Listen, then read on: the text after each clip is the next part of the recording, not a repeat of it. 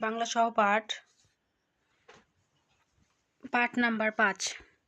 রোদ উঠে গেছে। বৈশাখ মাস অল্প সময়েই রোদ ঝাঁঝালো হয়ে ওঠে।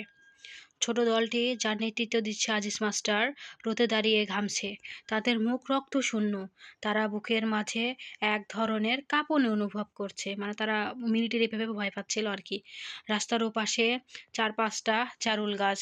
গাছের নিচে গিয়ে ছায়া পাওয়া যায়, কিন্তু সেখানে যাওয়া ঠিক হবে কিনা আজিজ মাস্টার বুঝতে পারছে না। তারা জড়াজড়ি হয়ে দাঁড়িয়ে থাকে, ধ্বনি দেয়। আর চোখে মিলিটারিদের দিকে তাকায়। সরাসরি তাকাতে সাহস কুলায় না।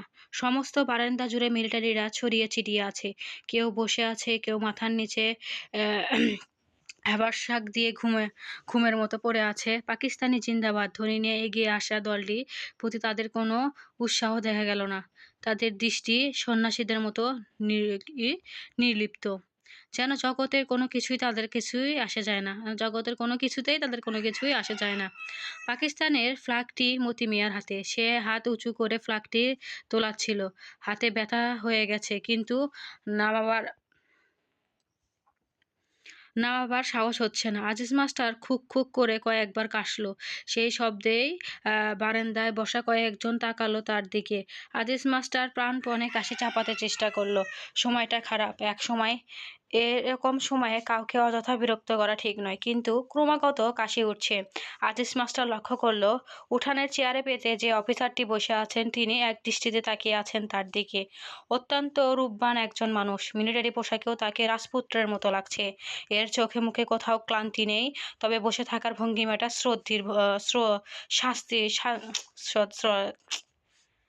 সরি তবে বসে থাকার ভঙ্গিটি শান্তি। তিনি তার সামনে টেবিলে পা তুলে দিয়েছেন। পায়ে খয়েরি রঙের মোজা। মানুষটি প্রকাণ্ড, তবে সে তুলনায় পায়ের পাতা দুটা ছোট। তার কাছাকাছি যে রোগা লোকটি দাঁড়িয়ে আছে তাকে দেখতে বাঙালির মতো লাগছে। তার গায়ে চকচকে নীল রঙের একটা শার্ট। এই লোকটি খুব ঘামছে। ময়লা একটা রুমেল ক্রমাগত ঘাম মুছছে। অফিসারটিকে মৃদু সুরে কি যেন বলল নীল শার্ট পরা লোকটি তীক্ষ্ণ গলায় বলল, তোমাদের মধ্যে হেডমাস্টার সাহেব কে? আজিজ মাস্টার বুকের মধ্যে শিরশির করতে লাগলো। কে আপনাদের মধ্যে হেডমাস্টার? মতি মিয়া আজিজ মাস্টারের পিঠে মৃদু ধাক্কা দিল। আজিজ মাস্টার কাশির বেগ থামাতে থামাতে বলল, জি আমি। আপনি থাকেন, অন্য সবাইকে যেতে বলেন। যান ভাই, আপনারা সবাই যান, ভয়ের কিছুই নাই। আজিজ মাস্টার একা দাঁড়িয়ে রইল। অন্যরা মনে হইল হাঁপ ছেড়ে বসেছে, তবে তারা চলেও গেল না। জুম্মা ঘরের কাছে ছাতিম গাছের নিচে বসে রইল চুপচাপ। ব্যাপারটা কিছুই বোঝা যাচ্ছে না। মাস্টার ফিরে আসে না আসা পর্যন্ত কিছুই পরিষ্কার হবে না। মতি বিড়ি ধরিয়ে টানতে লাগলো। সে জয়নাল মিয়ার সামনে বিড়ি খায় না, এ কথা তার মনে রইল না। সময়টা খারাপ। এ সময় কোনো কিছুই মনে থাকে না। ছোট চৌধুরীও সিগারেট টানলেন। তিনি সকাল থেকেই ঘামছেন। মতি মিয়া বলল, ভয়ের কিছু নাই। কি কন? না, ভয়ের কি? এরা ভাগও না, ভাল্লুকও না। একেবারে খাঁটি কথা। অন্যায় তো কিছু করি নাই। অন্যায় করলে একটা কথা ছিল, একেবারে খাঁটি কথা, অতি লৌহ কথা। জয়নাল মিয়ার উৎসাহিত বোধ হলো, মানে উৎসাহী বাড়লো। মতি বলল, নেলু চাচার বাড়িতে যাই, চলেন। কথাটা তার খুব মনে ধরে, কিন্তু আজিজ মাস্টার ফিরে না আসা পর্যন্ত নড়তেও ইচ্ছে করে না। রোদ চড়তে শুরু করেছে। ছাতিম গাছের নিচে ১-২টা করে মানুষ জমতে শুরু করে। সবার মধ্যে একটা চাপা উত্তেজনা। ঝাঁ করছে রোদ। উত্তরবন্দে ১২ ধান পেকে আছে, কাটতে হবে। কিছু কিছু জমির পাট দেওয়া হয়েছে। ক্ষেত নিড়ানির সময় এখন।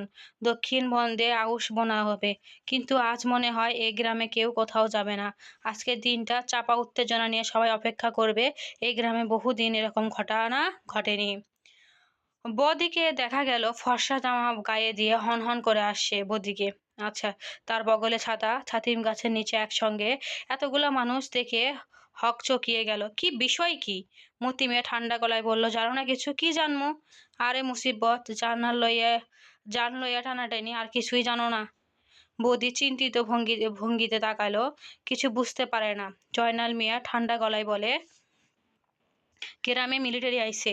এইটা কি কন? এখানে মিলিটারি আইব কেন? স্কুল ঘরে গিয়ে নিজের চোখে দেখো, আজিজ মাস্টারকে রইয়া দিছে। আজ মধুবনে গিয়া কাম নাই, বাড়িতে যাও। বৌদি রাস্তার উপর বসে ফিস ফিস করে বলে, কি সর্বনাশ! জয়নাল মিয়া বিরক্ত হয়ে বলে, সর্বনাশের কি আছে? আমরা কি করলাম? কিছু করছি আমরা? বৌদি মুখ লম্বা করে বসে থাকে। এক সময় মৃদুস্বরে বলে, মুসলমানদের জন্য ভয়ের কিছু নেই। এরা মুসলমানদের খুব খাতির করে, তবে পাক্কা মুসলমান হওয়া লাগে। চাইর লম্বা কলমা জিজ্ঞেস করে। সবাই মুখ চাওয়াচাই করে। চার কলমা কারো জানা নেই। বৌদি উৎসাহী করে বলে, সুন্নত হইছে কি না এটাও দেখে। আমা, কাপড় কইলা দেখে, তুমি জানলা কেমনে? নয়নতেল রোডে শুনছি, সুন্নত না থাকলেই গুলি। কও কি তুমি? মিলিটারি মানুষ, রাগ বেশি। কি আমরার মতো না, রাগ উঠলেই গুম। আরে কি কয়! বৌদি একটি বিড়ি ধরিয়া দ্রুত টানতে থাকে। তার মধুবনে যাওয়া অত্যন্ত দরকার। কে জানে, হয়তো মধুবনে মিলিটারি এসে দোকানটি চালিয়ে দিয়েছে। সে উঠে দাঁড়ালো। মতি মিয়া বলল, যাও কই? বৌদি তার উত্তর না দিয়ে উল্টো দিকে হাঁটা শুরু করলো। স্কুল ঘরকে পাশ দিয়ে কাটিয়ে হাঁটতে হবে অনেক পথ। কড়া রোদ উঠেছে। আকাশে মেঘের লেশমাত্র নেই। চারদিকে ঝাঁঝা করছে রোদ। বৌদি হনহন করে ছুটছে। তার স্কুল ঘর পুড়ে গেল, তার দোকান পুড়ে গেল কিনা আসলে এটা জানার জন্য।